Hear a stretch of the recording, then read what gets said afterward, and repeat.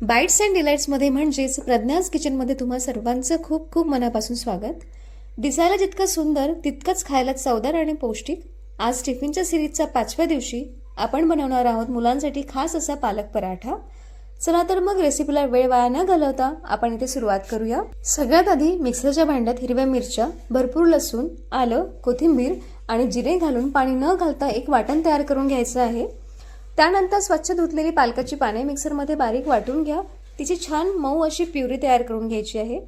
आता एका परातीमध्ये गव्हाचं पीठ घ्या. त्यात ओवा, चवीनुसार मीठ, जिरेपूड, धनेपूड, आमचूर पावडर, गरम मसाला आणि लाल तिखट सोबतच आपण तयार केलेलं हिरवं वाटण आणि पालक प्युरी ॲड करून घ्या. हे सर्व साहित्य एकत्र करून मऊ कणिक मळून घ्यायची आहे. त्यामध्ये थोडंसं तेल ॲड करायचं आणि त्यानंतर कणिक मळून घ्यायची. 15 मिनिटासाठी रेस्ट करायला ठेवायची आहे. पराठ्यासोबत खाण्यासाठी आता झटपटसा ठेचा आपण तयार करून घेणार आहोत.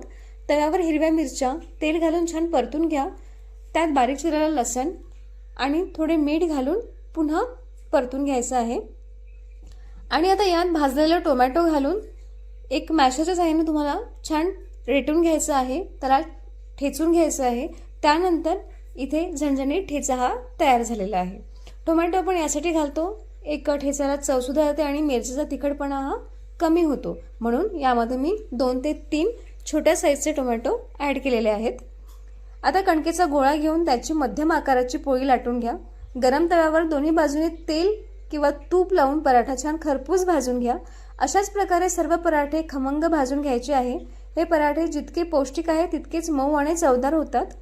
तयार झालेले गरमागरम पालक पराठे सॉस किंवा आपण बनवलेल्या ठेच्यासोबत टिफिनमध्ये पॅक करा.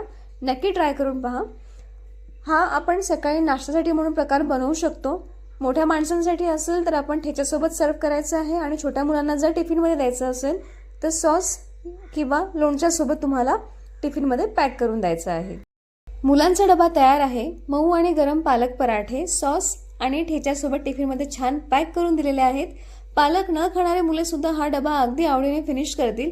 आजचा टिफिन आयडिया तुम्हाला कसा वाटला नक्की कमेंट करून सांगा आणि अशाच नवनवीन टिफिन रेसिपीजसाठी नक्की चॅनलला सबस्क्राईब करा. तोपर्यंत नवनवीन रेसिपीज बघत चला, बनवत चला आणि खात राहा. भेटूया पुढच्या रेसिपीमध्ये. मुलांसाठी डबा पॅक करताना स्टीलच्या डब्याचाच वापर करावा.